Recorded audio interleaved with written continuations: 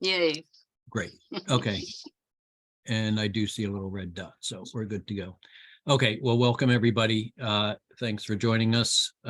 This is the January 20th, 2023 meeting of the Solar Bylaw Working Group for the town of Amherst. And thank you everybody for joining us. Let me pull up the one file, sorry, that I don't have open, just to confirm who our note taker is today. It should be me, Dwayne, because I couldn't do it last week. Okay, yeah, that's right. So you were okay, so Laura, if you can Yep. take notes, that would be excellent. Yep.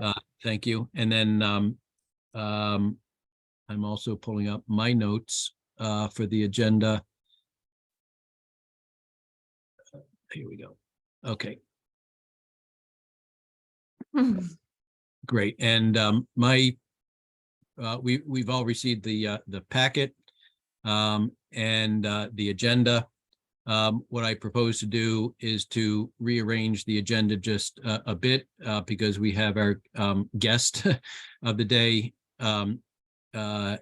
Adrian Dunk from GZA, our consultant, the town of Amherst consultant on the solar assessment and solar survey and community engagement.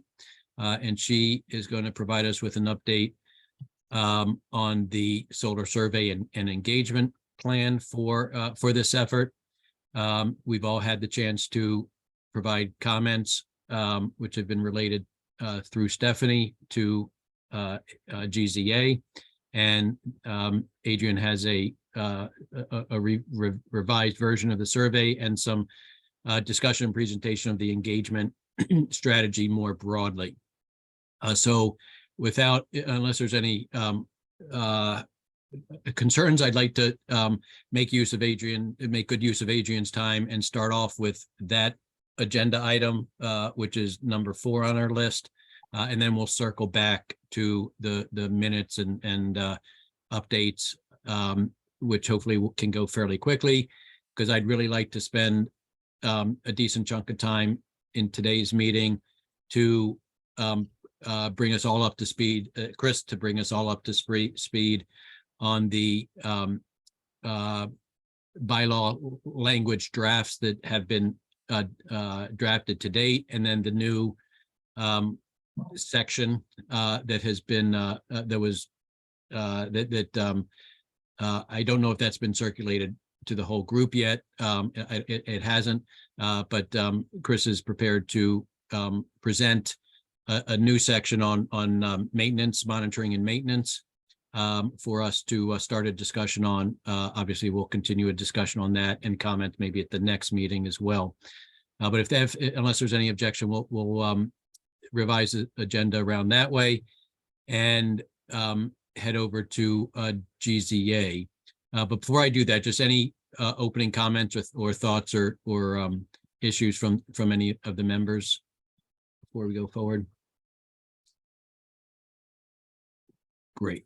Okay, and let me just also acknowledge that we have 8 members of the public joining us, so really appreciate that. And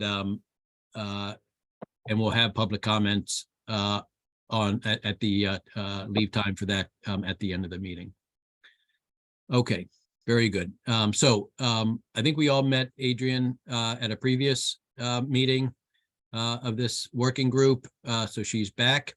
Why don't I turn it over to you, Adrian, and you can walk us through the progress that you guys have made both on the engagement strategy and the survey itself. Great. Thank you, Dwayne. I really appreciate all of your time and allowing me to come and present. I'm going to share my screen. I have just a couple of slides to help us make sure we cover the necessary topics, and then we'll have some time for more open discussion at the end.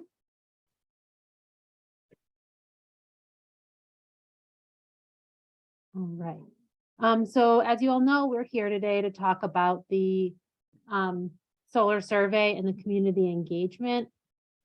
We provided the questions in December to you, but I think we just gave you the survey questions themselves. And so I wanted to step back. I believe that this graphic is in your flyer, or is in your packet for today. But just step back and look at the whole system, because Stephanie and I have been working closely together and also with other resources in the town of Amherst to have, a lot of information about this project that will be becoming available to the public. So we have been designing our community outreach ecosystem around kind of the 4 steps of inform, consult, involve, and then collaborate with the public. And this should look familiar. It's the same process that was used for the Amherst CARP. And it's also a very standard documented way to increase and community engagement. So the survey that we'll be talking more about is in the consult phase. And we're also going to be using Engage Amherst Forum in tandem with the survey. Prior to that, we are going to go pretty hard on informing. So we are setting up a project website, and that project website will have a lot of information about you, about the town's initiatives, the Massachusetts Climate Roadmap, the Energy and Climate Action Committee, links to all those resources, information about the map-based assessment we're doing in town as well. There'll be email blasts to community groups. And so Stephanie and I are working on gathering those, and I know some of the members of this group have provided contact lists, which is great. We'll also be using social and traditional media, using that through the town of Amherst, working with the existing infrastructure in the town. We're going to be doing some targeted flyer posting to let people know about the project, the survey, and we're going to host an informational public meeting. And so that's all going to be happening over the next several weeks. And it'll be happening both before and during the survey window. And again, that whole time we'll also have questions up on Engage Amherst. From there, we're moving into the involve phase, where we'll have interactive workshops. We're currently planning 2 interactive workshops that will have a series of activities where people can kind of come and go as they please and give us their input on what they value about town, what their concerns are related to solar, what they're excited about solar. So that'll be a workshop that's kind of a series of booths, so people can, like I said, come and go and provide us input kind of with the time they have, instead of feeling like they really have to commit to a 2-hour working session. We want to make it really easy for people to participate. And then moving into that collaborate phase, all of the information and the results we gather from Engage Amherst, from the survey, from the workshops, it will all be collected and documented and provided to the town, along with the results of that map-based assessment. And so the town will be making that information available and hosting all of the deliverables we provide on their website. And as always, Amherst will continue to invite the public to participate in town decisions. So I just wanted to kind of flesh out what that whole process is. We're looking to kick it off in early February and continue through the end of February into early March, which will then provide us time to analyze the data and document and put together our reports and conclusions ahead of your timeline for issuing the bylaw. So that's the larger process. The survey specifically, as you all know. Sorry, one quick question. What was the March deadline there? I'm taking notes. So kickoff early February. Oh, kickoff early February, and then we're looking to conclude the survey in late February, early March. Great, thank you.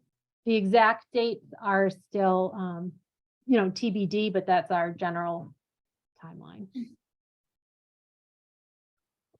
So the survey questions, we received feedback from members of your group, members of the Energy Climate Action Committee, and department heads in Amherst. And so that feedback was really great. And we put a lot of that feedback in place, as we'll discuss.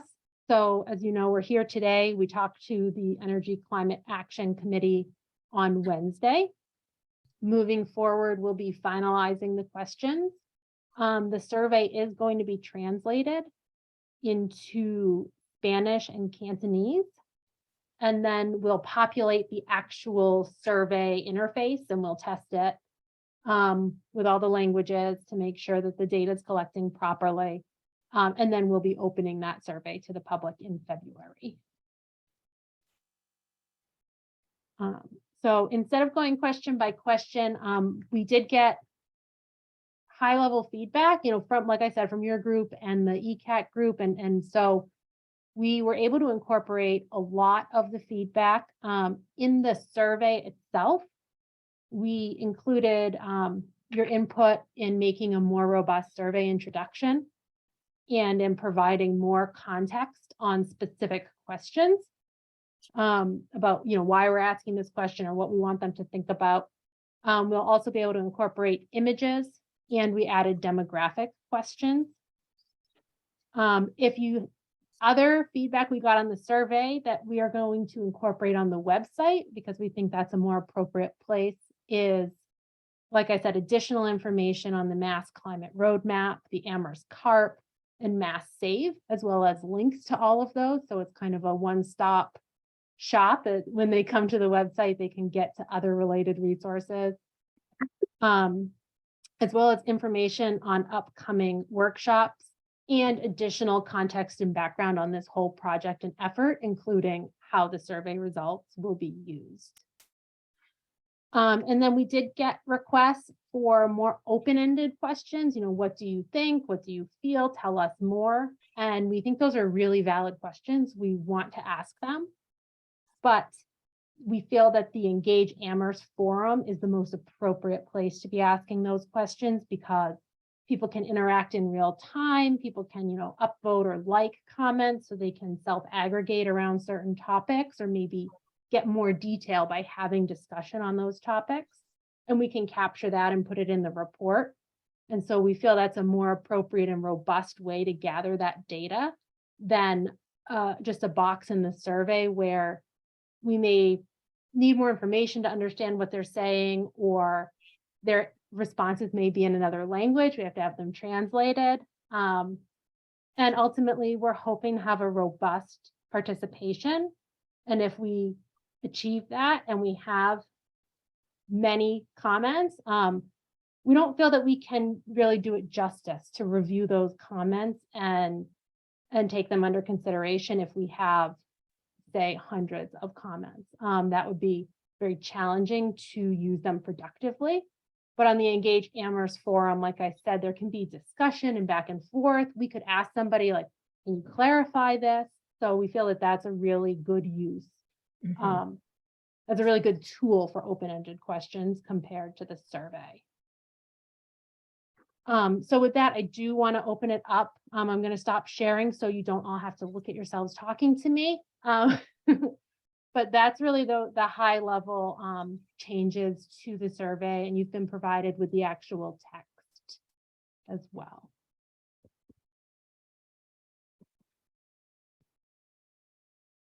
Great, thank you, Adrian. That was really helpful. Okay, so let's open it up for any comments or thoughts or questions for Adrian. I think ultimately what we'll be looking for are also comments on this. I think you called it version 2, Adrian, of the survey questions that reflect a fair amount of comments that have already been provided to GZA after the first round. Ultimately, we'll be open certainly to aggregate our collective comments on the survey to be provided to Stephanie. Myself and Stephanie would be helpful. and we can get those back to Adrian on specific sort of language or issues in the survey. But and we have that version 2 was in our packet. So any questions? I don't want to get into the editing of the survey, but any general questions about for Adrian in terms of what she presented to just now on the engagement strategy and the survey status. Great. Martha? Yes, so thank you, Adrian, for all your work on updating this. And it sounds great, all the things you're planning to do of information sessions and focus groups. And also, it is a good idea. I think that there will be the space on Engage Amherst for people to make more comments if there is to. I think that's great. Just a few comments after having read your draft. I think the introduction needs to reflect the state's clean energy and climate action plan, and particularly the concept of the net zero emissions. That is, I think we all admit we're not going to get to absolutely zero emissions by 2050. We're still going to be making cement that releases CO2, or some diesel-powered construction machines, and so that what's clear in the climate action plans is that the remainder has to be balanced by increasing the amount of the carbon dioxide that's drawn down from the atmosphere by our forests and wetlands and natural lands and so on. So I think that point needs to be clarified, and I've kind of written some suggested text that I can send that may that a little better, so that then it's set in context. Because really, when we get right down to it, our most important question in Amherst is going to be how we balance our strong need for more solar installations with also the need for preserving the natural lands to sequester the carbon, and trying to get that balance right is going to be, a real challenge. And so I think we at least ought to indicate a little of the background there on that. Yes. Okay. And then on the commercial. I'm sorry to interrupt, Yeah, Martha, your volume went way down. It started off fine, but it was hard to make out the Would very you like end. me to repeat things then? I was able to hear you, but just maybe if you could increase your volume, or Yeah. How is it now? Is it that's better. good. Okay, thank you. I'll just lean closer then. Don't know what's the problem. I hit my volume button there. Yeah, so I'll just, I've made a suggested text with revising that to discuss the net zero from the climate action plan. I spent last weekend reading the newest version of the state's energy and climate action plan that goes to 2050 that was just published in December. Don't know if you've had a chance to look at that yet. Okay, and so then the other point down when you the introduction to the commercial solar development, I think that may have just been a typo in the wording when it said that the size is generally 4 to 5 acres. It's generally, that's the minimum. But I would suggest that perhaps talking to Chris and, whatever our group has decided as to what we're defining as the minimum size for our ground-based solar installations, whether it's that we cover in the bylaw, whether it's 1 acre or 1 megawatt, which is 4 or 5 acres or whatever, but put in the same consistent definition that the planning board is going to use would be my suggestion there. In that, just in that sentence or two. And let's see. And then I guess I was just wondering why there was going to be no question regarding whether residents in Amherst felt that there should be some maximum size to ground-mounted solar arrays. And so I would like to suggest having a question like that in there, and maybe combined. I know, Dwayne, you'd suggested a question previously of, would people rather have a few larger installations like 20 acres or whatever, or more smaller ones? And maybe those two questions could somehow be combined and inserted there.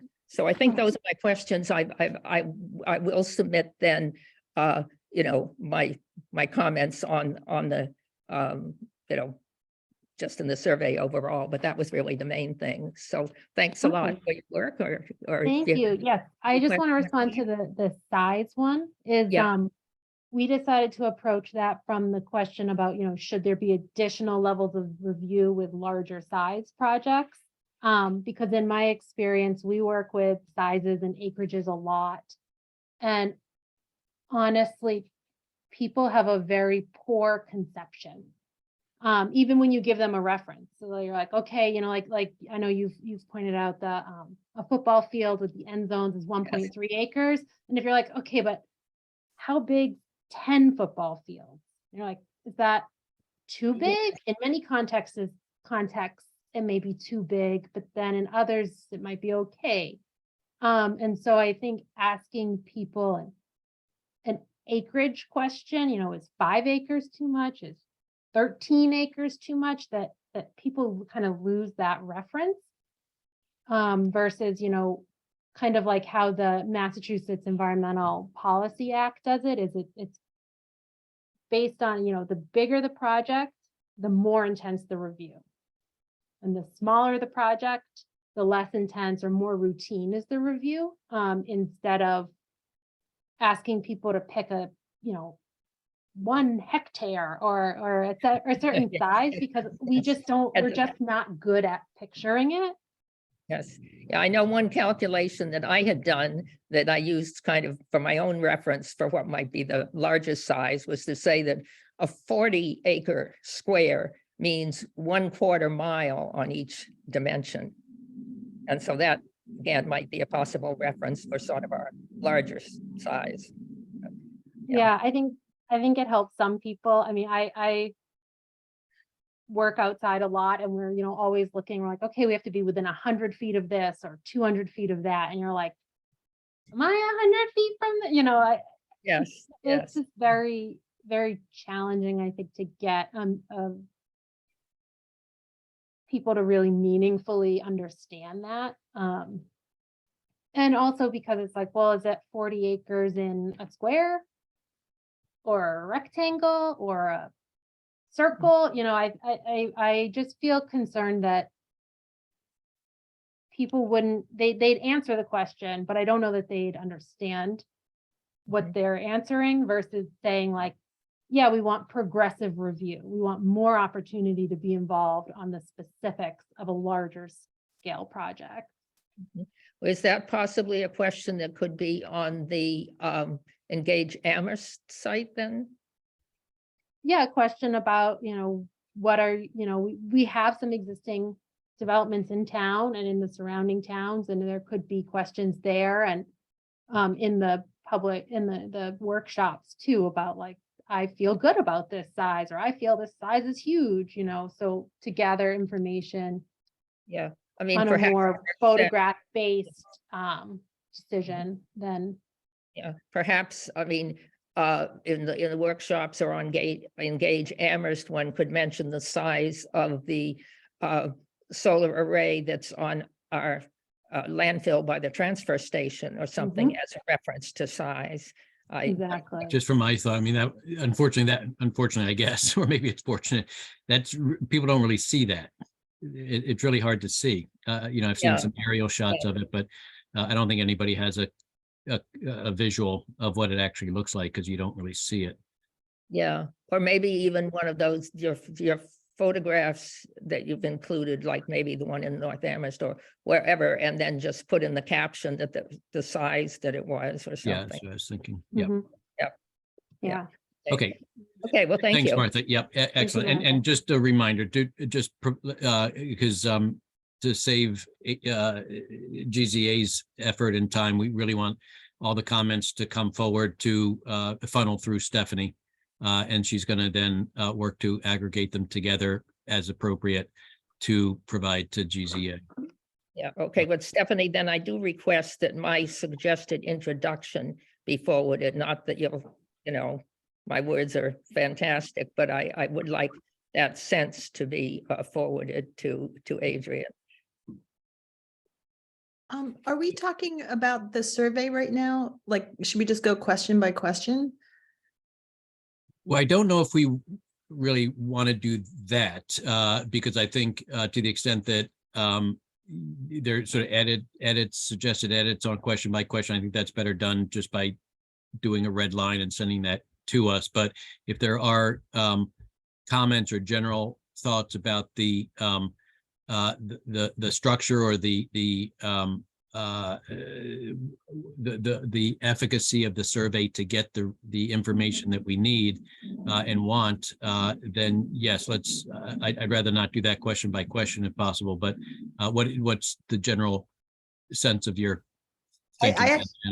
Well, I don't want to jump ahead of Laura, but I thought we were going to go over the survey in detail. I think this survey is really critical to our work. And, you know, it's one thing for me to send my thoughts to Stephanie and she aggregates them and passes them along to Adrian, but I think it'd be good for the committee to talk about the questions and what we want to see as a group. I mean, I think that's sort of our job. So, you know, is Laura, I don't want to jump ahead of Laura. I thought that we'd be going question by question and working through it this meeting. Yeah, I just have one quick question that's relevant to the previous conversation, which is, there are, of course, Adrian, I'm sure you know, size limitations in Massachusetts for solar. So I think any sort of gauging the community on size would need to be kind of maxed out at what the maximum size permitted in Massachusetts is, and it's currently 5 megawatts. So I just want to make that comment. I'm sorry, Laura, could you say that again? Yeah, I said there's a maximum project size in Massachusetts as permitted by regulations, and that is 5 megawatts. And that's So how many acres is that? It depends on the technology being used, but you could say roughly 30 acres. What, no, Yeah, though that's, correct me if I'm wrong, Laura, that's AC, right? Because the DC size, which is really the land area, can be larger with storage. Yeah, but 5 megawatts is roughly, 5 megawatts AC is roughly 30 acres. and where is that? It's in the state regulations, Martha. There's a maximum size as dictated by the state. So. And Laura, is that 30 acres of panels or 30 acres for the whole kit and caboodle? Like roughly, I mean, really it's panels and fenced, all the fenced in area. Okay. Let me look at it. But Laura, just to be clear, I mean, I do believe I've seen projects that are well in excess of five, you know, 10 plus megawatts But it's DC that then have, you know, energy storage that is rated at 5 megawatts AC and releases energy, you know, 24/7 more so than just when the sun shines. So Dwayne, it's 5 megawatts per parcel of land. That is the rule in Massachusetts. 5 megawatts DC or AC? AC, the limitations in AC. And you could, if I had a parcel of land, I wanted to put 7 megawatts on it, I would not be allowed to. You could have 2 separate parcels of land hosting 2 separate 5 megawatt projects with different points of interconnection. That would be acceptable. But each parcel of land can host no more than 5 megawatts AC of solar. And Right. the conversion from AC to DC is never double. It's like 5 megawatts would be, depending upon the resource, you know, 5.7 DC or whatever that is. It's not, the conversion it's based on production.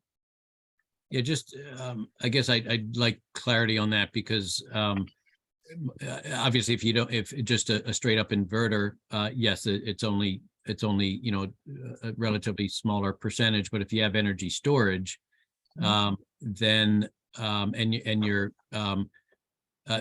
you know, I thought you could have well in excess of 5 megawatts AC. Sorry, well in excess. Let's first recognize that DC is really the governing unit with regard to the acreage and the physical size of the array, and that arrays can be much larger than 5 megawatts. DC, I think, on the order of twice as large. And with energy storage, which is, I think, essentially required at this point anyhow, to then have an inverter off of the energy storage that is no larger than 5 megawatts AC, and hence not putting any more than 5 megawatts AC on the grid at any one time. But in terms of the physical footprint of the array, the DC is the sort of the governing unit.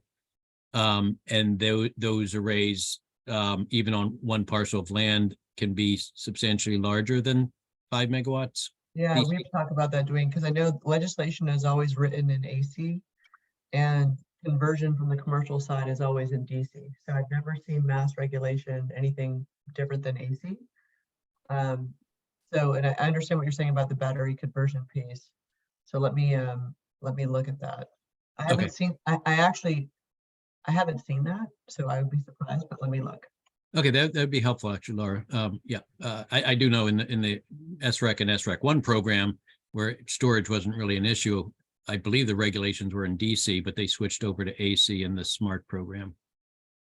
Yeah, I mean, I think this is a really important point that we will need to both clarify and then publicize so that people understand. And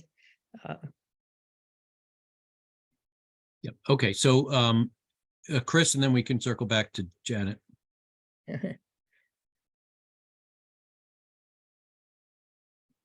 I just wanted to comment on the issue of size, and I believe that we heard from our attorney, Jonathan Murray, that if we do have a size limitation, we need to link it to a particular reason why we have that size limitation. So it has to be something that can be defended in court. It can't just be an arbitrary number. So that's all I wanted to say. Thank you. Okay.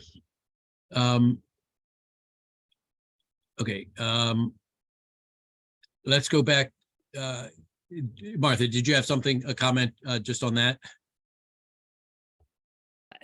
Yeah, I just wanted to comment on Chris's comment that I think this survey is distinct from what we decide to do for the bylaw. I mean, so, I'm curious to know, say, what people in Amherst think about sizes, but that does not mean that's what we decide to put in our bylaw.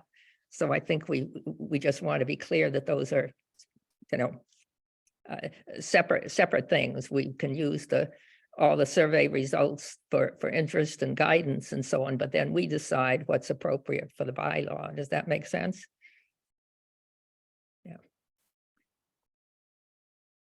Great. Okay, Janet.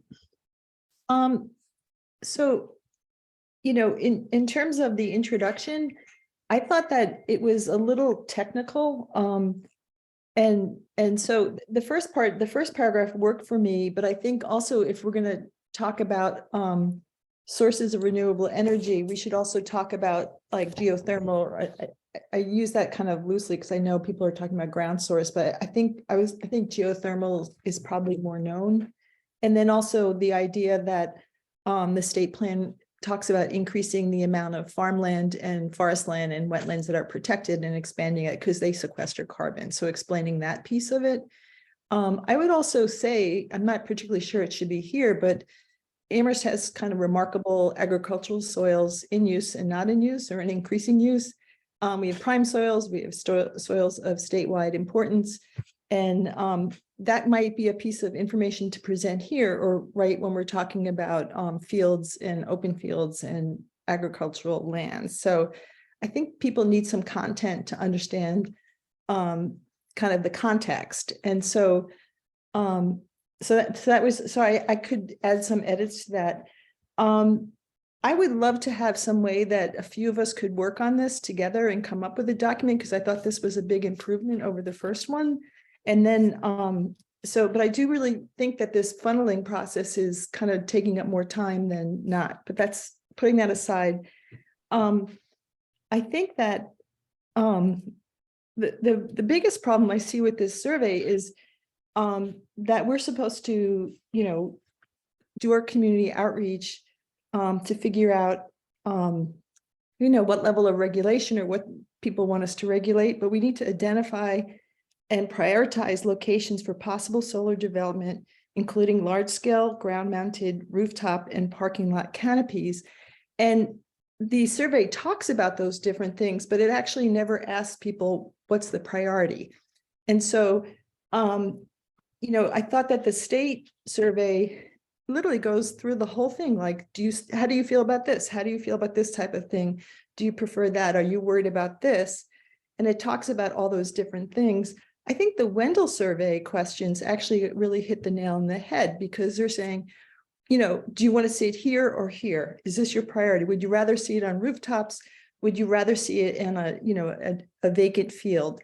And so we've nowhere in the survey do we ask people to prioritize locations, which I think is really the essence of the survey. And so, you know, part of, and I know there were a lot of questions about, you know, residential solar, and kind of trying to dig into like why you have a panel or not. I think that's sort of interesting stuff. I think it's a little bit less, maybe putting it at the back, and maybe, you know, to say people might really want it, but they feel like they can't afford it. That's interesting information. You know, maybe there's a huge capacity, need, and desire for rooftop, and we should know that. But I really think there has to be a this versus that. And then, so that was a big thing. It's like at the end of the day, we would know how you felt about open fields, but you wouldn't know if the preference was, yeah, put it in an open field instead of over a parking lot, or a parking lot instead of cutting down forests. And we actually never said cutting forests. And so it sounded like, you know, impacts on forest land just didn't, like a lot of times I thought it was, you know, it need to be more specific. And so that was another one. So hold on, I just, question 9 does ask them to rank where it should go. So that gives people the explicit opportunity to say, you know, it could go on undeveloped open space, and then dual use, and then agriculture, then forest land. So we did incorporate that question in there. That's going to be a sorting question. But it's not so it's not comparing rooftops to parking lots to, you know, big rooftops to farmland to, you know. It asks people, so question 8 first asks people, oh, it didn't get numbered. There's a question right above 9. Yeah. That says, please rank where you would most prefer to see large solar developments.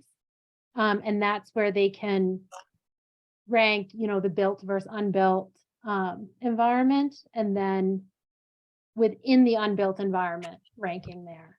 So I sort of got that. And I just thought the Wendell one was just sort of like, I mean, the physical format is a little strange because it's not the way you've seen it, but I really do think the specifics of those questions need to be brought out here. And then in terms of, you know, describing things, I felt like undeveloped open space just left me. Like I could think of, you know, I actually, you know, I'm an environmentalist. I work in environmental law. I'm on the planning board. I live next to open fields. I stare at wetlands every day. I know what that could be, and that could be like 75 things. And it's just too broad of a category, and I don't think people will be able to picture it. But, you know, do you prefer to see it on a large building, on a rooftop, on a parking canopy, an already disturbed, semi-disturbed landscape? You know, I'm like, okay, what does that mean? But then you actually said what it meant. Undeveloped open space could be, someone could look at a farm and think of that. A hayfield looks like undeveloped open space, but it's being used. I think it just had to be much more specific about what you're looking at. A lot of what I look at every day looks really static, but is actually in use. And I really want to know about farmlands, like even great farm soils that aren't being currently used are important to protect, right? And then, you know, that kind of thing. And so I feel like those questions need to be more specific. And I thought maybe the Wendell thing, by asking it a few times, really gets a sense, because that's what we're going to be looking at. Like, where do you want to see it? Where don't you want to see it? What we write in the bylaw might not be the popular consensus, but at least we can come back and say, you know, people felt it was really important to not build on agricultural lands in use, and you know, agricultural lands that are currently not being used or whatever. And And then so I thought that, so that was another point. I kind of got a little bit lost in the levels of development and site plan review. I think this is question 11. In terms of, the questions about strict regulations. I just didn't think they were like, what does that mean? So does that mean a special permit? That means, I think for a lay person, it wouldn't actually mean anything to them, or they might say, yeah, I love strict regulation, but as the survey readers, we don't know what they're talking about. The whole thing about mentioning site plan review, I thought was like way insider baseball. Like even on the planning board, we sort of struggle with the difference between site plan review and special permits. But I and then in terms of like, do we need a bylaw? I think that's actually what the town council has told us to do. So I thought that section could be kind of maybe more fine tuned about being more clear about what we're asking for, what we're talking about, and making sure we know what we want. Like, do we want to, when someone says, should we have a strict review process, and you don't know what the process is, that's not going to help you. Are we interested in minimum size? Are we interested in, I don't know, but I thought that needed a fair amount of work.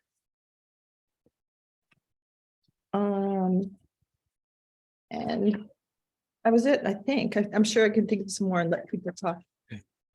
I think those are helpful, Janet. I think if any specific suggestions you have on the questions and some of the details you're talking about in the questions, to pull those together to for Stephanie and for Adrian via Stephanie would be helpful, and so would encourage that. I do think, as we mentioned, the questions 8 and 9 really are the essence of what you're talking about. Maybe can be some wordsmithing or more details added, but I think we are also, and Adrian, you can talk more about this, trying to balance not only avoiding inside baseball, because hopefully, the large majority of people that fill out the survey know vastly less about this than we do.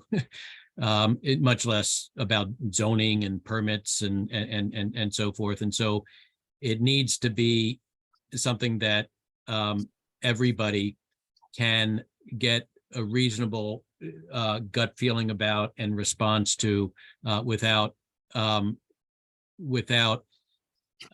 being overly specific to the extent that people are a bit confused about how to answer questions appropriately.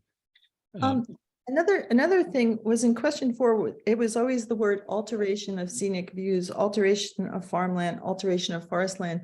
That also seemed super vague to me. Like, you're not, so like, I didn't know what that mean. Like, basically, will the array block the view, or you don't like to look at an array on a view, like, which I know for people have strong feelings about. And I know my feelings are constantly evolving, but like, how did they alter the farmland? Well, most solar arrays stop you from using the farmland, but not all of them. But so it's like, there's no picture in my mind when someone says alteration of forest land. It's cutting down the trees and removing the topsoil and all the roots and the soil. And I mean, that's a pretty radical change to the forest. And so that was too vague for me. And, if you use the phrase clear cutting 5 acres, that will invoke a different response than saying, oh, altering it. So I think we have to be clear, using descriptive neutral words that actually people know what they're talking about. And then I thought we sort of jumped over battery storage. Like, we should be, it's like, are you in favor of battery storage? And everybody wants a good battery, but there are risks associated with battery storage. And we know that's sort of an evolving technology. And so I thought we could use a battery storage question specifically. Like, do you want to live next to it, kind of thing? Or maybe we don't even need to ask it. We kind of know what people are, no one wants to sit next to things that are exploding. And we all know that people want to contain the risks. So. All right. Laura. Yeah. First, I'm just going to comment and say that having a location next to things are exploding is a significant exaggeration, Janet. So Well, I'm just saying, is that, you know, just to be clear. but we don't, that's what that's the Yeah. goal for Yeah. all of us. Yeah, Yeah. including the companies. So I think that on the comment of ranking ag land versus canopies, you know, I actually thought the survey did a good job of asking people to do that. But I think going beyond that, I think everyone would always prefer that a solar facility or any development is taking advantage of rooftops, parking canopies, brownfield. So I don't necessarily, you know, yes, we'll ask the question, but I don't necessarily think anyone's going to say, oh, I'd prefer that you put a farm on ag land as opposed to taking advantage of a rooftop or a canopy. And in fact, correct me if I'm wrong, but I believe wasn't there a rooftop survey done already in Amherst that looked at the commercial space available for solar, and it was just very limited? I'm not sure. For some reason, I thought I recalled that being done in the past, but I think with any sort of, you know, this isn't really relevant to you, Adrienne, but when we become overly prescriptive in the bylaws by saying, oh, look, the public says they want it on canopies and on rooftops, of course, that prescriptive nature ends up being very restrictive. And in fact, you know, just from my solar development perspective, rooftops are, you know, are much less economically attractive in a lot of ways. So, you know, I think we need to strike a balance there. And I'm going back to note taking. So Laura, I think asking people their preferences isn't saying they're getting into the bylaw. You know what I mean? No, but I would just a comment or maybe agree with Laura to the extent that you know, I don't think we're going to find anything surprising, as Laura suggests, that the people want it on rooftops and parking lot canopies. But we have to learn more, and that's why I like the way Adrienne broke it down into the ranking within the built environment, or all the environments, and then specifically on the unbuilt environment, because I mean, certainly parking lot canopies, very expensive. But why not? But at the same time, it's just relatively small available capacity. So let's do that. But that, you know, then where do we go? And then that's why the remainder of the ranking is really important, and we don't want to lose sight and information about how respondents really think about, you know, to the extent that we do need to go beyond the built environment, where are those preferences? So I think those are very, very important to tease that out, and not just to have them all accumulate down at the bottom of the list, because the top of the list on the built environment may be fairly limited in terms of the capacities available. Could we look at Adrienne, let me just go to Adrienne, because she was going to comment as well. I was or wondering if we respond. could we look at the Wendell questions? Because they really are very granular in terms of different types of land and, you know, shrublands versus, and I just thought that was kind of clever. Excuse me, I want to say something. I think Dwayne is chairing this meeting, and so people who are going to speak need to be recognized by Dwayne. Thank you. All right, thanks. Well, I did want to recognize Adrienne first, because she was going to had some feedback on what Laura said, I think. Yes, thank you. Yeah, my comment was, yeah, right. We can think, you know, people are going to rate rooftop canopy all above the unbuilt environment, but and we may think that, but we really are obligated to ask it because we don't know. And so people do need the opportunity to convey their opinion. You know, maybe they own a farm and maybe they're thinking about putting panels on it, and they need the opportunity in the survey to say, put it on ag land, you know. So it doesn't reflect my view or your view, but people need the opportunity to be able to express views that we may or may not agree with in the survey. And so some of the questions are targeted to allow that type of input to be provided. And then also some of the questions in here, right, they do come from what, like the Energy Action Climate, the Energy Climate Action Committee and the town want to know. So many of the questions drive at bylaw thoughts and concerns and considerations, but some also drive at some other priorities, including how the town may or may not be able to incentivize development, by addressing rooftop concerns. So many of the questions are kind of for the explicit use and purpose of your committee, but some have kind of dual use for other committees or maybe more use for other committees. So that's what some of the questions really come from, like the department heads and other conversations we've had on this project. Great, thank you. Yeah, that's good. For context, for sure. I lost a little track of the ordering here, but I'm going to go with Stephanie. Thank you, Dwayne, and hi, everyone. And sorry I was late to the meeting. Adrian, first, I just want to thank you so much for taking a lot of, I mean, I'm aware of the kind of feedback that you received from several people and the fact that you were able to sort through it and sort of revamp this survey and incorporated so much of what people recommended and suggested. I think that was really great. I think you did a fantastic job on that. And I understand there may be additional edits. What I would hope for process-wise is that we take these next sets of comments and that will be a final draft of the survey. And then at the next meeting, it'll get circulated to the committee and the committee can take a vote on the survey. Because I don't think we can keep going back and forth. I think it's going to take up too much time. And at this point, I think Chris is starting to move forward with language for the bylaw. So I suggest, having process that sort of moves this forward. Great, thank you, Stephanie. Yeah, and I do, to that extent, I do want to reserve a fair amount of time today still for the bylaw drafting that Chris has gotten us to. So let me maybe finish up with the hands that are up, and I'll go with Martha and then Chris and then Janet. Yes. Okay, just important question to Stephanie and Adrian is, what's your deadline for getting comments back from us? I guess I kind of somewhat defer to Adrian, but I would say, within the next week before the next meeting. So maybe by the end of next week. And then Yeah.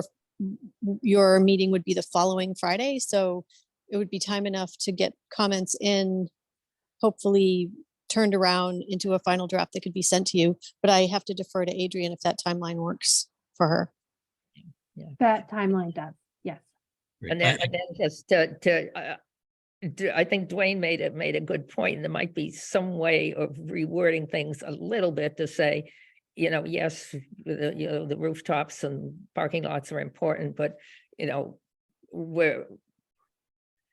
would probably be necessary to also have some use of open land and somehow clarify that question a little. That's all. Yeah. Okay. Thank you. Great, thank you. And then Chris.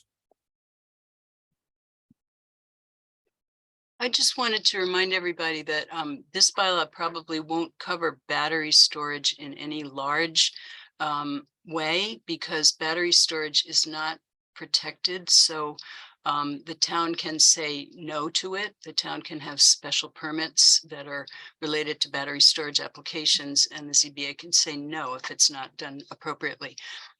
Just to let everybody know, there is a battery storage proposal for Sunderland Road that has been reviewed by the Conservation Commission. They reviewed it very carefully, and it will be going to the Zoning Board of Appeals shortly. But that'll be a good sort of test case example and learning experience for everybody with regard to standalone battery storage. But we do need to also recognize the fact that the state is requiring that solar arrays now have battery storage associated with the array.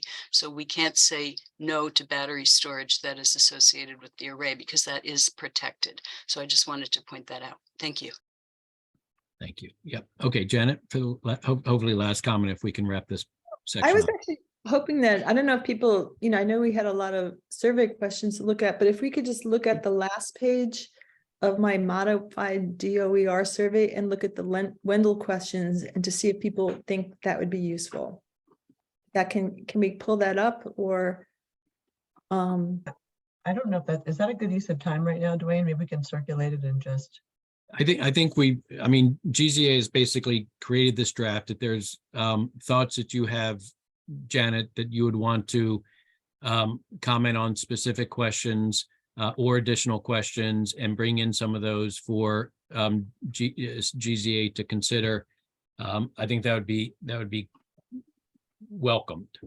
Okay, so I sounds like people didn't read them, but the other one a point I think maybe in the introduction, which is that Amherst doesn't have to produce all its green power, or it's in Amherst, and so maybe a sentence just saying Amherst can also buy green energy from other sources in other communities, because it's a complicated landscape that we're in, as I've learned on this committee, where some of the solar arrays that we already have wouldn't be counted towards Amherst's percentage of produced power because it's actually owned by someone else and going somewhere else. And so we could do that too. And so, I as a mediator, I'm also thinking like, okay, how do we get to net zero, protect farmland, do it as the best we can, produce as much as we can. Well, maybe getting to net zero is buying it from a green power source in New York State. And, Charlie Baker is buying, he's buying power from solar fields in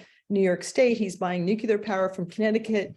It's going to be a really complicated way to get there. And if Amherst wants to get there, we're going to be in this very complicated thing where it's even hard to count what's ours and how we get it. And you might decide at the end of the day, let's cover the rooftops, let's cover some crappy fields, let's do this, but maybe we just buy it from Greenfield, to just make it up, or a smaller town that sees this as a profitable way. So. All right, thanks, Jen. I will say that the ECAC committee is looking at those sort of questions as well in terms of what is the scale of development that might make sense for Amherst. We're not at all considering that Amherst should generate all of its power from renewable energy generated within its boundaries, because we're all going to be getting energy from offshore wind and likely large scale hydro, which doesn't take up any Massachusetts land. But we all also recognize that there's the roadmap suggests 25, 35 gigawatts of solar that needs to make a contribution. And so we're trying to, you get a handle on at ECAC in terms of what does that and other ways of looking at this slicing up this pie. What does that mean for how that should be distributed around geographically and including in Amherst? So ECAC will be putting out something along to help conversation on that front in a few more meetings. All right, let me go with Laura and then we'll wrap this up. Just one quick moment. I would say to Janet's point, I bristle a little bit at the idea of us not wanting solar in our own community and instead outsourcing it to other locations. As a general point, you can look at this historically across the board with energy generating facilities. And the truth is, whether or not you're signed up via PPA or a community solar subscription, those electrons go to the closest proximity of use. So to suggest that we're going to contract, what you're talking about, Janet, with like New York State, even Massachusetts contracting with like a big hydro facility across state lines, that's at the FERC level, much more involved. I think as a community, our plan can't be, we're going to buy green power, renewable energy credits from a different town because we don't like the way solar looks in our own community. So I'm just very, very sensitive to that and the environmental justice issues that go along with that. Okay, thank you, Laura, for sure. And I will take any more comments from anybody we haven't heard from yet, which includes Jack. So go ahead, Jack. You're on mute. You're a mute, Jack. Damn, that's what happens when you don't talk too much. I just wanted to state the KP Law, a sentence in there in terms of how important it is, and kind of following up what Laura is hinting at. Again, and we have to make sure that we're not harming, public health, safety, and welfare. And it seems like this survey is pretty much focused on the welfare aspect.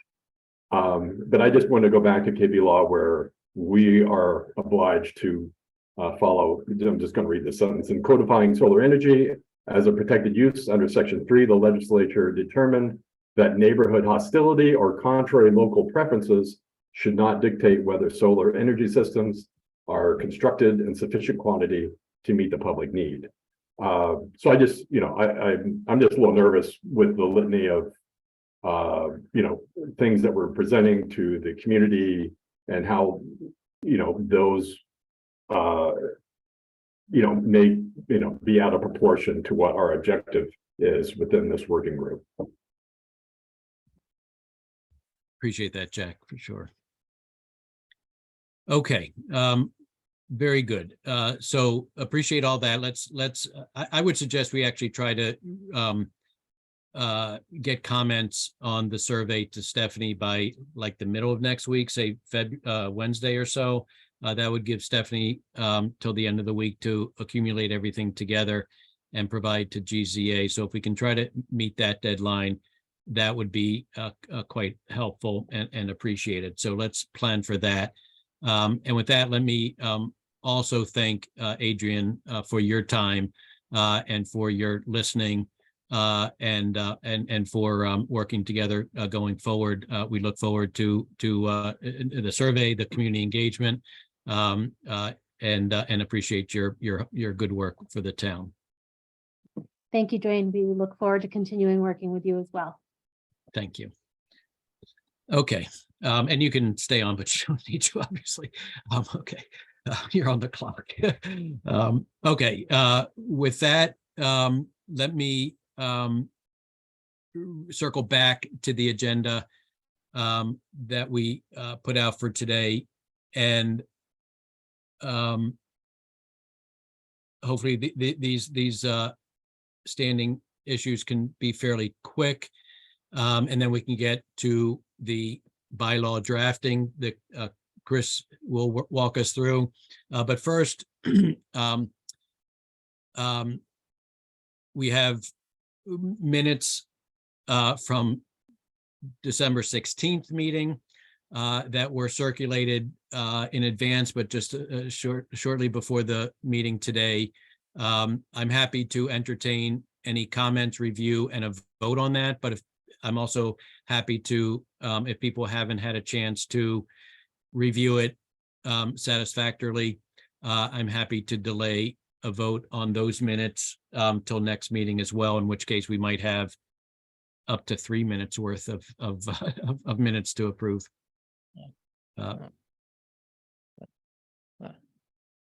Any thoughts on reviewing the minutes from 12/16 today? Would people be prepared? I took a quick look at them. I'm happy with them. Are people in a position to make any comments or make a motion to approve the minutes? Martha? Just one little thing. There was a statement buried in there, I think from Jack, of all drinking water wells are in South Amherst. Perhaps we should say all public drinking wells, since we know that in North Amherst there's the private ones. Like that's all. Okay. Other than that, I would be happy to move that we approve the minutes with that one tiny change.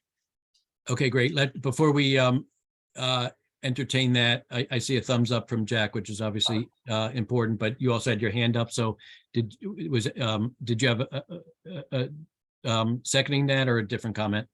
I want to second Martha's approval and change as stated. Great. All right. And so just to be clear for the minute taker, I guess, who and then that will get to Stephanie so she can identify this place. And so I see that here in section 4 of the minutes. And where exactly is that language? Oh, it was a comment that Jack was making when we were talking about the water report. You know, it was buried in there somewhere. Dwayne, I'm pretty familiar with the minutes, so I can Great. find it and make the Okay. edit. Yeah, So- okay, great. so- Okay. So the edit So- is section 4, public drinking water, correct? Yeah, just to clarify that the reference to the South Amherst wells are for public Got it. supply, because obviously there's other private wells elsewhere. Okay, so I did hear a motion. I think it was a motion or it was an idea for a motion, but Martha, might you express your motion more affirmatively? All right, I move that we approve the minutes from December 16th, 2022, with the one small correction to the public drinking wells. Great, thank you. Do we have a Okay. second on that? Jack, I think a hands up and a thumbs up as well is a second on that. Could we have that by voice? Sorry. Okay, Jack, could you make that by voice? Yeah, thank you. Yes. I want to second Martha's motion. Great, okay. And let me ask Stephanie, are you in a position to do a roll call vote or should I do that? Yes, I can Okay, do it for great. you. Mhm.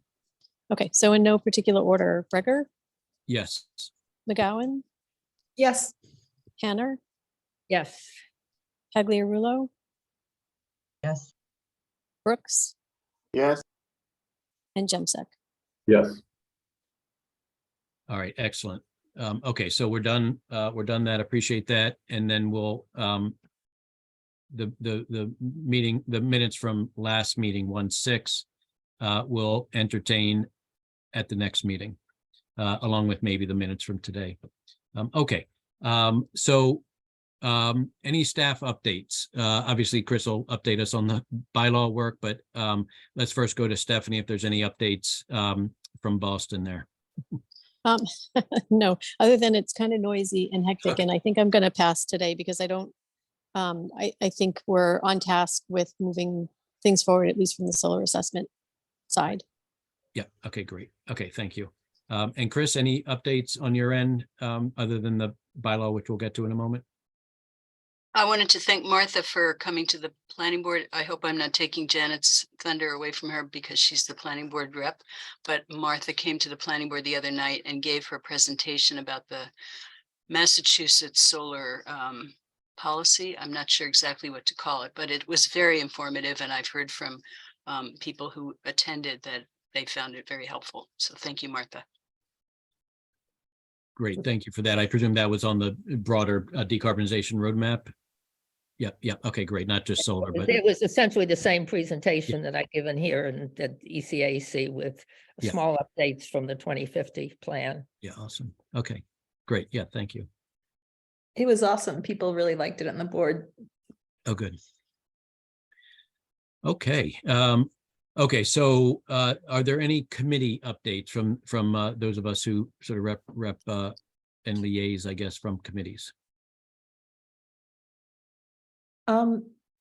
This might tie in a little bit from the planning board. After Martha gave the presentation, everybody had a comment, and one of the comments that had a lot of nodding heads was the need to reduce energy use. And then, which in a funny way is super obvious, but not always stated so much. And then also how transportation is this huge consumer of energy, and ways that planning, can, or zoning, or all the things that we do can kind of help with that. And what can happen in terms of, one member said, the need for safer bikeways and paths, even separate ones, so people feel more comfortable on the road. I personally would throw in reducing speed limits, but also just in terms of where housing goes, being closer to goods and services and jobs. So people, it really got people thinking, and it ties into a lot of things we work on. Interesting. Okay, appreciate that. And that actually ties in a lot to my other committee, which is ECAC, and our CARP plan. And so if there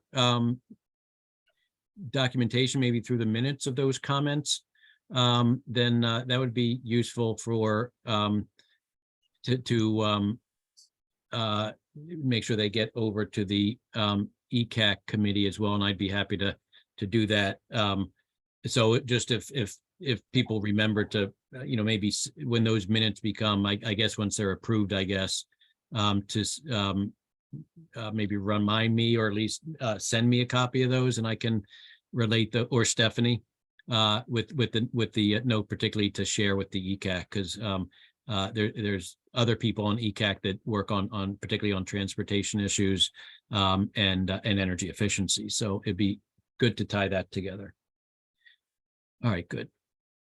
I would just say from ECAC, we did have a meeting earlier this week. We had a similar conversation with Adrian on the survey. There's general consensus that the survey was much improved, and that we're also going to be collecting any comments for Stephanie to relate to GZA. I also will mention that we're also looking at the solar issue. I kind of mentioned this before, but also looking at trying to look at this from a perspective of from various different perspectives. What is the how can ECAC itself, as well as the town and constituents, sort of get their heads around sort of what is the scale of solar that may be appropriate to think about for Amherst to host and site itself to kind of meet certain objectives. Again, not to meet all of our energy loads, because we're getting, but something that's in line with the state decarbonization plan, and in line with the Amherst clean energy and climate goals for the town. So we'll report more on that later, once it becomes sort of a formal and final recommendation from ECAC, and sort of the toolkit that tool that we're providing for people to think about that issue. We also have an update sort of on the status of current solar installations in Amherst, and we can report out on that as well. But we do have substantial solar installations already in Amherst. We're not starting from scratch at all, but we do have a decent start. But there's some interesting outcomes from the data in terms of where we're getting our solar energy from. And I think maybe I'll once that's sort of more finalized, we can report that out to this committee once ECAC has sort of finalized it. Okay, great. Martha? Yeah, I listened to Oh, yeah. the on Wednesday, because I was wanting a sneak preview of what Adrian had to say about the survey. So I thought, Dwayne, that your plots were very interesting, and I wondered if it would be possible to share them sooner rather than later with this committee about the solar that exists already in Amherst, and your bar graph of the possible ranges that we could consider. Yeah, Yeah. I'm actually happy to share the former, which is how much solar we currently have in Amherst and where that's coming from. Yeah. The latter, I'm waiting. I would really want to wait until that tool is finalized with the inputs and assumptions that ECAC is comfortable with, and with the recommendation, or whatever we're going to call it, from ECAC before I share that. But I'd happy to maybe at the next meeting spend just a brief period of time providing this group with an update of where we currently stand with solar in Amherst. Yeah, thank you. I think that would be Yeah. interesting and helpful. Yep, great. Okay, great. All right, Janet, and then we'll hopefully move forward. I just have a question, because I listened to that discussion and I had a long chat with Andrew Rose. And so when we're doing the count on like what's being produced in Amherst, you were looking at these 2 state programs that people have so people who had done it earlier, those like hippies from the 70s, they're not being counted. But it also, like, we have solar farms now that we don't count because the energy isn't going to be credited to us, but it goes somewhere else. And so how does that figure in? Because, you know, my head begins to spin when I look at this all over the state, you know, like, you know what I mean? Like you're saying Amherst, like if ECAC says, hey, we should produce 30% of our energy from solar produced in Amherst, or 15% or whatever, how do you count that if some of it is already sent off somewhere else? Is that? Yeah, I would, first of all, any solar, the three programs that this data combines, SREC, SREC 2, and the SMART program. Anything prior to SREC, the original SREC program, your quote unquote hippie days, is minutia in terms of kilowatts, if any. And I presume there may be some, but minutia compared to where we're at now. So and data which is not really available. So I wouldn't really worry about that. Second, this is really to your question. This, and I think our solar, our bylaw is really not about who are the off takers and ultimate owners of RECs or SRECs, but more about siting, the siting of solar. Not where the attributes associated through the RECs end up. This is really about siting solar. Certainly, the bylaw doesn't really speak or need to speak about the the ultimate end of the attributes. When it comes to the town of Amherst taking credit from a greenhouse gas reduction perspective, then those issues become more important. I would tend to say, as we're generally looking more at a longer time frame in terms of what we're doing in ECAC in this effort to look at sort of where we may want to be in terms of solar development by, say, 2050, a time in which 100% of our electricity should be coming from renewables. Then I think it actually becomes less important in terms of where all these attributes go, and we may not even have attributes at that point, because while one project may be going, attributes may be going somewhere else, collectively as a commonwealth, we're producing all the attributes that we need collectively. So I think it does become a little bit less important as we get greener and greener and greener.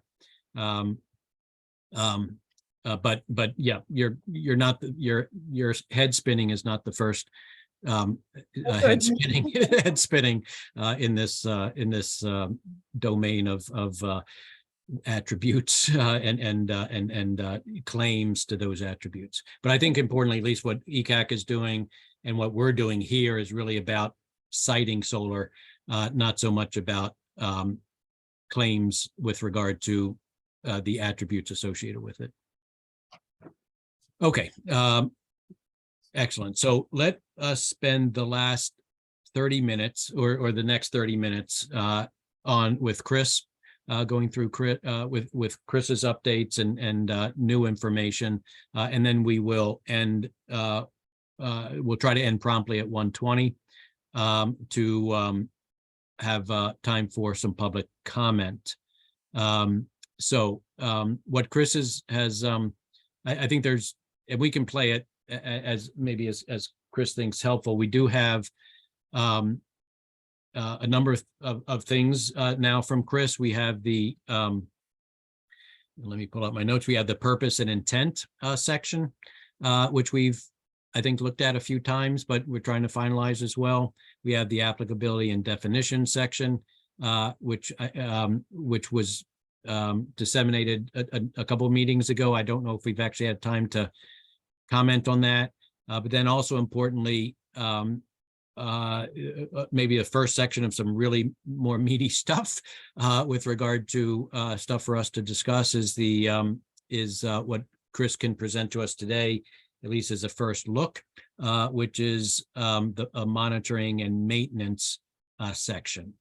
And so I guess what I'd like to do, given the shortage of time or the limited time we have, Chris, and maybe a little bit different than what I suggest in the email, is for you to present the new section on monitoring and maintenance, And then we can, next meeting, maybe deliberatively carve out a sufficient time to catch up on comments and finalize, quote unquote, the previous sections on applicability and purpose intent, as well as dig in some more comments on the new section of monitoring and maintenance. Does that sound okay, Chris? That sounds fine. Great. So yeah. So shall I start or? Yep. And I was just going to say, I will share my screen with Chris's new section that she's going to review with us. So you can start, Chris, but I'll pull that up now. Okay, I just wanted to say that I've started with the easy things. I think they're relatively easy. The beginning, you remember that we had an outline that we looked at in October, and the beginning of it was, purpose and intent, which we've talked about. Then applicability, the fact that this is applying to the large scale solar, ground mounted solar, and then definitions, which are, relatively uncontroversial, I would say, in terms of, we have to include the definitions. Most cities and towns have similar definitions. So then after that, I skipped over the middle of the outline that we looked at, and I went right to the end, because I think there are some good examples of the things at the end: monitoring, maintenance, and reporting, abandonment and decommissioning, abandonment by itself, transfer of ownership, lapse of approval, and enforcement. So those things are also kind of boilerplate, if you will. I know there are more things that we want to add here, and some of them will result from my careful reading of the Watershed Protection Committee's report. But just to give you a kind of basic draft here, and this is based on the Cape Cod Commission's draft that is a model bylaw. It's probably not as up to date as some of the other drafts that we've seen. So again, this is a draft. It's got to be modified and added to, but it's a starting place. So I'll start off by talking about monitoring and maintenance. So first, there's construction monitoring. So we know that there has to be a lot of monitoring during construction, and this is pretty typical of all construction that happens in Amherst. The inspection services, watches carefully over things, but when there are wetlands involved, the wetlands administrator monitors, and sometimes third parties are required to monitor maintenance, and the third party would be something that would be written into a permit that would be required to be paid for by the applicant. So what this is, there's a section of the state law that allows the zoning bylaw, the zoning board of appeals, or the planning board to require that a third party inspector or a third party be engaged in really any portion of a permitting process, but also construction monitoring. And one of the things we've heard from people who are cautious and have concerns about solar installations, particularly these large scale ground mounted ones, is that there is potential for bad things to happen. And we've learned about what happened in Williamsburg, and we've heard about other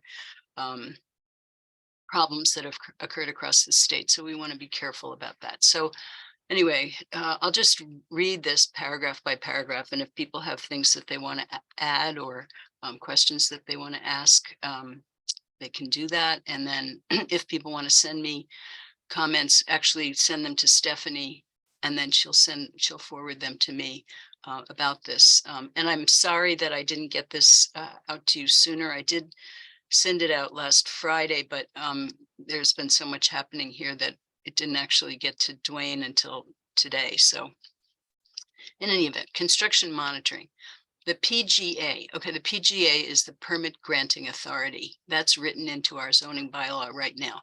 So the Permit Granting Authority is the Zoning Board of Appeals, or the Planning Board, or the Building Commissioner, depending on how something is permitted in town. And that's another thing that we're going to tackle later on. You know, we may want to allow certain solar arrays that are in, say, you know, professional research park to be reviewed by the planning board with site plan review, because those areas are kind of geared for large scale projects to happen already. But in residential areas, we may want to have the zoning board of appeals review any installation, but that's not what we're talking about today. I'm just trying to get across what is the PGA. So that's the permit granting authority. So the PGA, or permit granting authority, may require a third-party inspector selected by and acting under the direction of the building commissioner to be employed to monitor compliance with all approvals and conditions during the large-scale ground-mounted solar voltaic installations construction at the applicant's expense. We probably want to make reference to, I think it's chapter 53G in here, but I haven't gotten that far yet. But do people have any comments about this first paragraph here? Okay, so the second paragraph, the large-scale ground-mounted solar voltaic installation owner or operator shall maintain the facility in good condition. Maintenance shall include, but not be limited to, painting, structural repairs, and integrity of security measures. Site access shall be maintained to a level acceptable to the local fire chief and emergency medical services. So in other words, we want the fire department to be able to get into this place to provide fire suppression, but potentially also to provide emergency medical services to anybody who might get hurt in there. So that's an important aspect of this. Any questions, comments? Third paragraph, the owner or operator shall be responsible for the cost of maintaining the solar voltaic installation and any access roads unless these roads have been accepted as a public way. As much as possible, consideration should be given to performing operations and maintenance using electric vehicles and equipment to decrease noise and air pollution. Okay, so that's construction monitoring. Reporting. The owner or operator of a large-scale ground-mounted solar voltaic installation shall submit an annual report, and we could require, you know, semi-annual report, but in this case, we're saying annual report, demonstrating and certifying compliance with the operation and maintenance plan, the requirements of this bylaw, and approvals granted hereunder, including but not limited to continued management and maintenance of vegetation, compliance with the approved plans and any permit conditions, continuation of liability insurance, adequacy of road access, and functionality of stormwater management systems. The annual report shall also provide information on the maintenance completed during the year and the amount of electricity generated by the facility. The report shall be submitted to the town council, permit granting authority, fire chief, building commissioner, board of health, and conservation commission if a wetlands permit was issued, no later than 45 days after the end of the calendar year. Any questions about that? I see Martha and then Janet. Yeah, just to clarify, is this section is about the construction phase or about the general maintenance after construction and in operation? Reporting is, I think both. I think both during construction and during operation, but we should make that clear. Okay. Yeah, I mean, because it seems to me the whole section reads like, you know, a really good description of the ongoing maintenance, but Yes, I think it should be both. yeah, because the construction, you know, at some point, the construction, I guess, in some section has to go into some of the things we talked about during the water report and about, you know, all the work of grading and, you know, the whole 9 yards, but I guess that's in a separate section, right? That may be in a separate section, but I'll have to read the Water Supply Protection Committee's report pretty carefully and pull out what I think belongs here. Some things belong in the zoning bylaw and some things belong elsewhere and may be covered by other other regulations, either the state regulations or town regulations. In other words, we have a stormwater bylaw that's part of Yes. the general bylaws. So some of those things may be covered by that bylaw. So we have to be kind of careful about what we can actually put into the zoning bylaw. Thank you. Great. Janet, yeah. I remember a comment by Jack, I think a few meetings ago, about the need for inspection and reporting after large, storm events. And so I'm actually, on my computer, I can't see what the title of this section is. And so I don't know, is this just construction, or is it like all monitoring and maintenance? The words are cut off on my screen. It's both. Oh, okay. So it's monitoring during construction and maintenance during construction, and then the same after the array is in place. So you're asking about reporting Jack after said that- large storm events. Yeah, that's a good thing to put in. Yeah, so maybe we could have this is like a thing about construction, regular maintenance and then storm events, because that seemed like that could have a bad impact on a profound impact on the vegetation. Mhm, And you want to know about that sooner rather than later, from what Jack said. mhm. Okay, thank you. Good. And Jack? Yeah, that's a good point, Jana. Frequency is important. I think we spelled that out a bit. And then I'm just thinking about the annual reports. And, we don't want to reinvent the wheel, but this all kind of points to NIPD's. To what? Mhm. The National Point Point source discharge. and discharge elimination system.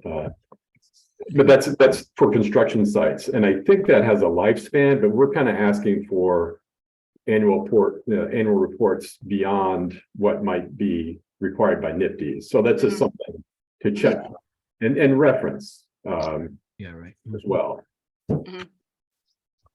Thanks. And that's referred to in the stormwater bylaw.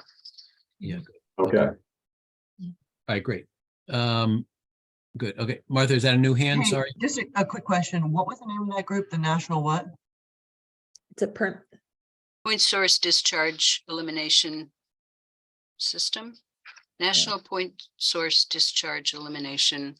And the S, I think, is system. Is that right, Jack? Yeah. Great. Yeah, it's a new hand, left hand, right hand. Elimination.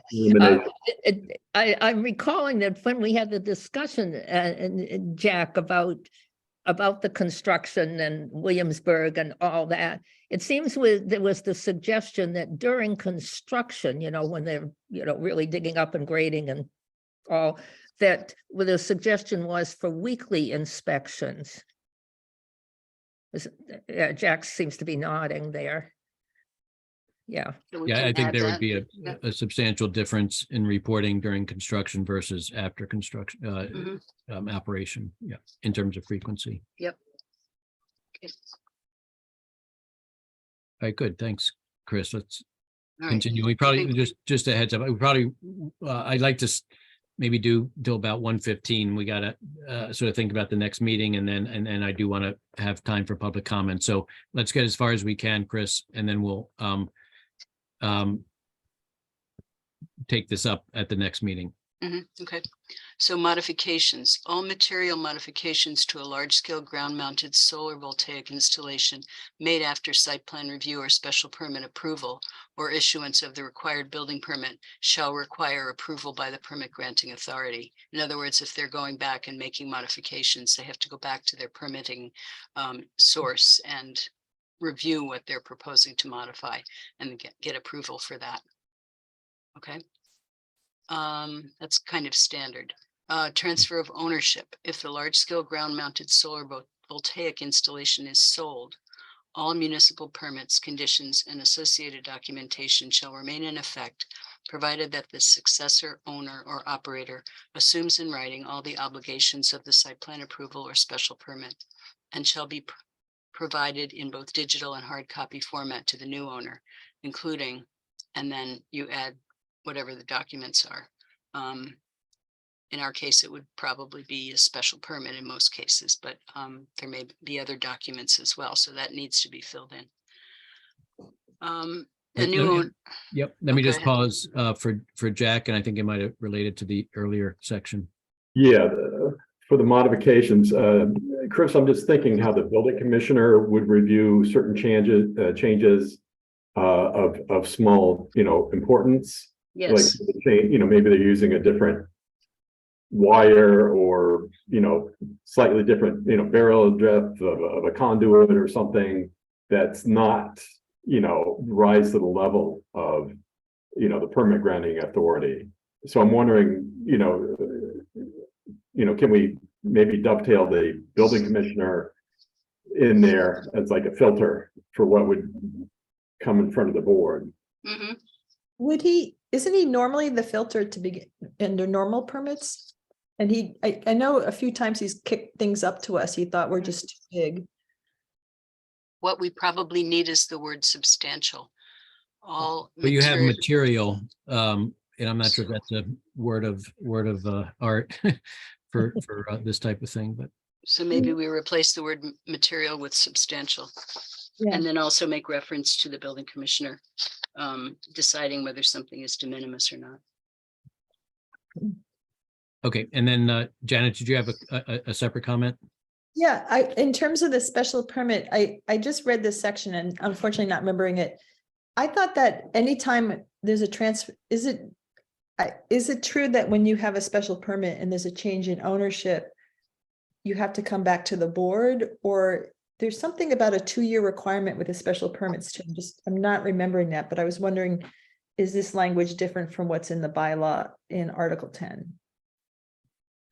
So what is Normal, I guess. what is usually written into permits in Amherst is that if there is a transfer of ownership, that the new owner needs to come back and meet with the permitting board, the PGA, and tell them if there are any changes to their management plan. So that's probably something that should be written in here. I don't think it is written in here. And I think I'll the make note of 2-year that. I think the 2-year thing is if you don't implement your special permit, it just sort of dies. Right, that's right. Okay, that's it. All right. Okay, let's try to get through the transfer of ownership section, and then we'll table the rest for next meeting. Okay. All right, a new owner or operator of the installation shall notify the permit granting authority and the building commissioner of such change in ownership or operator within 30 days of the ownership change. Failure to notify the permit granting authority and building commissioner within 30 days of the transfer of ownership shall be considered abandonment in accordance with the abandonment section of this bylaw. I would Site- just add, I would add in writing because just Okay. better documentation.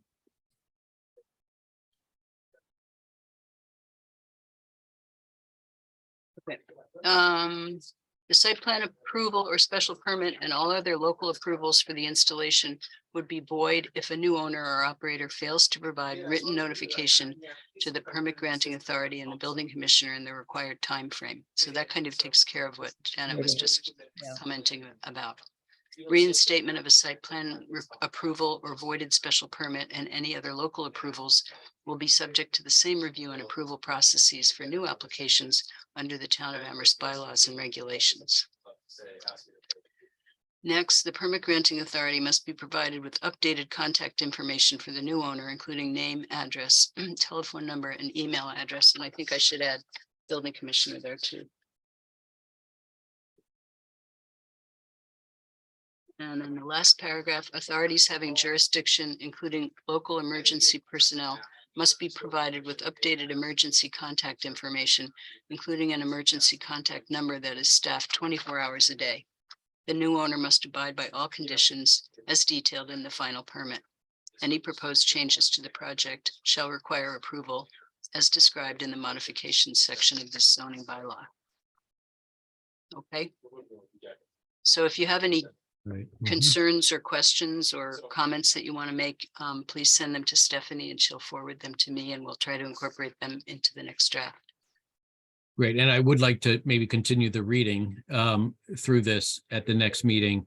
But to the extent that people have a chance to read through it ahead of time, that is obviously helpful as well, and have some pre-thought out suggestions. Okay.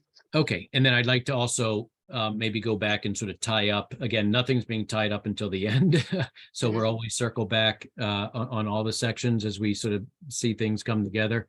And before we sort of tie it together as a final recommendation from the working group. But I'd also like to, I don't think we have any special presentations next meeting. So I'd like to sort of spend the bulk of time on the bylaw drafting that's we have to date, which includes maybe just quickly circling back on the previous sections for any final or penultimate comments, I guess, before we circle back at the end. And then and finish this section as well as anything else that Chris may have available for us by the next meeting. So great. Let me, Stephanie. Sorry, Dwayne, I think you did actually request that Erin Jacques come to the next meeting. Yeah. So On the she is, wetlands? Was that the wetlands? yes, Yeah, okay, correct. She's the wetlands administrator. okay, And she was asked to come speak to the committee. okay. Well, we'll accommodate that as well. But I don't think that should take as long as our GZA conversation today. No. All right, excellent. Okay, thanks for that reminder, Stephanie. So, okay, let me turn our attention, whoops, let me stop sharing so we don't have that. Okay. And then just in terms of the next meeting, which is scheduled for February 3rd. I guess the two main agenda items then would be the wetlands administrator and then really focus on the bylaw drafting to date. And I guess what I need to provide also is that I have a conflict at that next meeting at 1 o'clock sharp that I need to, I can't shake. So I'm available till 1, and I just throw it out there. I can think of 3 alternatives. One is to start our meeting at 11, if that can be accommodated by folks. So we have the 2 hours. The second would be to keep it as it is and Martha take over this critical role of facilitation when I have to leave at 1, or that we just have an hour-and-a-half meeting. Any thoughts on that? Or let me ask first. I mean, if anybody has a conflict, that's fine. But could we possibly start the meeting at 11 on February 3rd? Fine with me. I might have a conflict that day. I have to look at my flights. I'm flying back that day. Mhm. Okay, Yeah. anybody else offhand? And I'm not sure, Stephanie, if you can see your calendar, but let's plan on starting at 11. But Laura, why don't you, if you can, I'll finalize my plans and let you know. great, and let us know. And if there is a conflict, we can move it back to 11:30. But we'll anticipate 11 o'clock start. Just a special. I don't want to change the whole calendar going forward, but just for next week. No, sorry, February 3rd, next meeting. And I Okay, think that's fine for me, Dwayne. good, thank you. All right, and Janet? That's fine with me. I have a 20-minute YouTube video by a Mount Holyoke professor, Mount Holyoke College professor, on sort of wetlands and how water moves through soils and things like that. And I'd like to send that around, and I think it'd be a great precursor to what Erin's going to say. Okay, yeah, send that to Stephanie and then she can circulate that. That sounds interesting. informative. Okay, great. Okay, so let's open it up for public comment. I think I know how to do this. We have 8. Dwayne, I can see. Oh, you can do that? Okay. Okay, so we have 8 attendees. And so if anybody from the public would like to make a comment, please raise your hand virtually. Yep, and then Stephanie, you're able to allow them to Yes. speak? Yeah, great, thank you. Yes, so Lenore has her hand up, and Lenore, go ahead, you can unmute. Hi, everybody. Please forgive me if I'm missing information because I can never make it to these meetings before like 12:15, 12:30. But a couple of things. One is, Janet, are you talking about Karen Ballantyne's presentation, by the way? I Are you think talking so. about? Okay, I don't- good. Yes, that would be wonderful for you guys to listen to. I was going to send that to you, but I won't. You have that. So I'm hoping that you will stay updated on what's going on statewide, because there's a lot of new input and things are in flux right now, not only because we have a new administration and a new legislative session, but also because there's a lot of revisions going on in solar bylaws all across the state with towns. And I just emailed Christine and Stephanie this morning with a materials packet that has that. And I wanted to highlight that for the record today, that I sent you that. Also, our neighbor Shutesbury just approved a solar bylaw revision overwhelmingly last night. That would be wonderful to look at. So before you create this template of your solar bylaw, just please be informed by things that are happening like right now all around the state. I sent a best of from the Community Land and Water Coalition that we're looking at a lot of different revisions of bylaws, and there's a lot of good documentation there.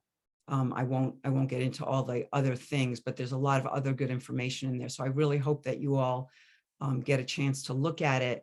And I also have access to other information and documentation from their organization, from climate scientists, academic institutions, conservation biologists, ecosystem climate advocates, all kinds of things that are part of this regional coalition of concerned citizens trying to bring a more holistic perspective to these issues. And there are knowledgeable people all across the state working on this. And I'm wondering if there's a way to present this information and have this dialogue with them, because public comment certainly is not a time to do that. So I'd like to hear from you at some point if that's something that you can make time for. Besides just sending you material packets, like actually engaging in some dialogue with them. And two more things. One is, I'm assuming that the solar survey was based on the modified doer survey, because there was a lot of public input reflecting flaws and concerns with the original. So I'm assuming that's the case. And I'm wondering if Amherst is also taking advantage of the data and the results that doer collected, because that could be very informative. There was a lot of good dialogue statewide about that. And the very last thing I want to say is this question, this issue of environmental justice that I keep hearing about at these and other committee meetings is a much bigger conversation and requires a much more nuanced understanding. Our coalition works with environmental justice communities all the time, and none of them are asking for communities to sacrifice green lands for solar siting. They just don't want dirty energy facilities going through their towns. Again, like the biomass plants in Springfield, they don't want more gas infrastructure like the Eversource pipeline. That's what they're concerned about. And it could be that a town like Amherst and towns in Western Mass, one of their greatest contributions to the cause could be preserving green lands. And that is part of environmental justice work. So that's all I'm saying for now. Thank you so much, everybody.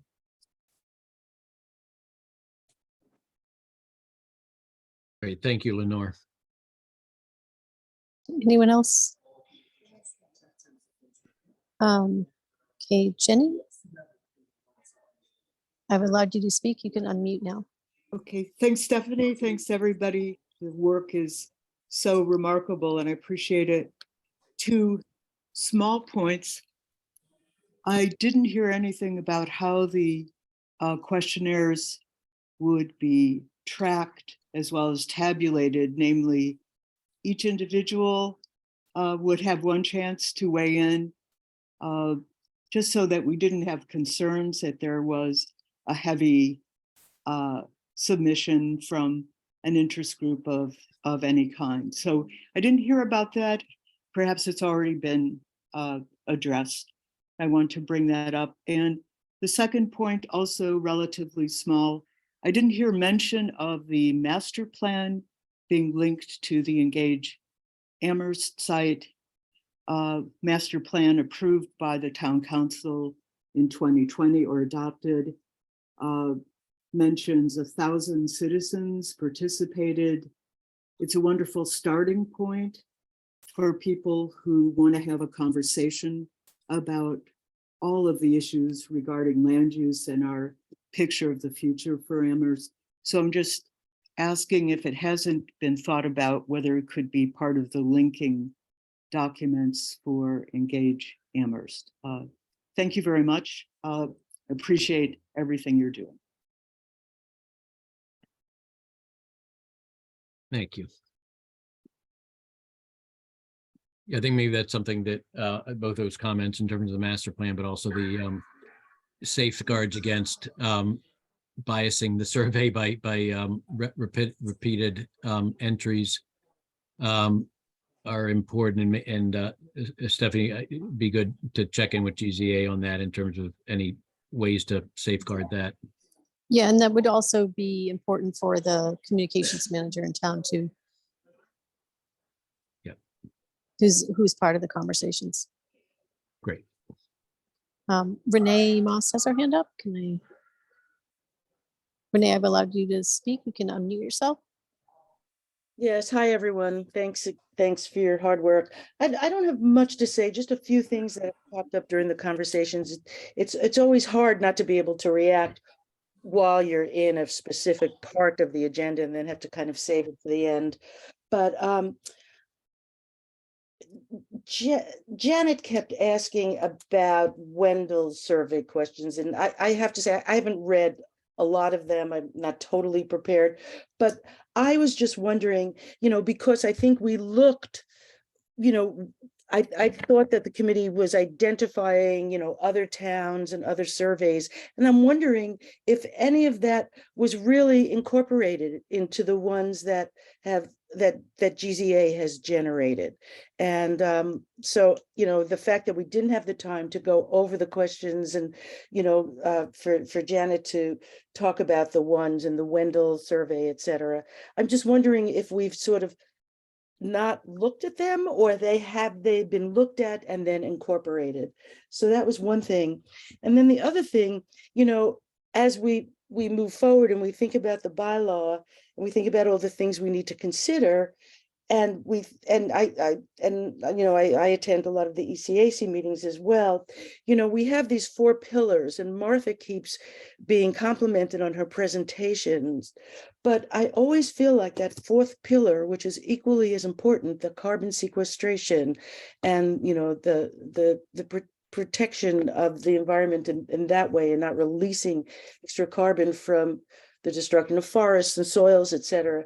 I just don't hear that referred to enough, I think, in the discussions, whether it be ECAC or the Solar Bylaw Working Group. So I hope we're giving that 4th pillar the attention that we're giving to all the others, to addressing bicycles and electric vehicles and renewable energy. And let's not forget that 4th one of the sequestration. Thank you. And thank you for all the hard work. Thank you, Renee.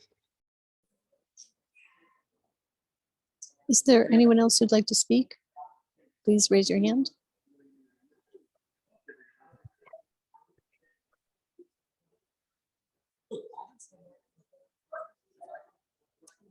Okay, Dwayne, I'm not seeing any other hands. Okay, likewise. Okay, which is great. We're right at time basically. And so thank you, everybody. I think this was a productive meeting. Really great to start making more progress on the bylaw itself. I was reminded at our ECAC meeting that we have a a goal. And I'll relook at our work plan. But we have a goal to have a draft bylaw by the May timeframe, which seemed like a long time a few months ago. Now it's at least it's within this year. And the next, from my academic sense, it's at the end of the next semester. And so great. I think we're really going to be called to sort of make progress on that front in earnest over the next few months. And great to see work on that from Chris and her staff. And we'll really want to spend due time on that going forward. But appreciate everybody thoughts and comments and contributions today. And we will plan to meet again tentatively, and with Stephanie, we'll confirm this, but we'll go with 11 o'clock on February 3rd till 1. But we'll call that tentative until we hear back from Laura as well. Okay. All right. Well, very good. Enjoy the rest of the day and the weekend, everybody. Thank you. Thank you. Thank you, Bye. Dwayne. Well, thanks. Bye. Thank you. Bye-bye.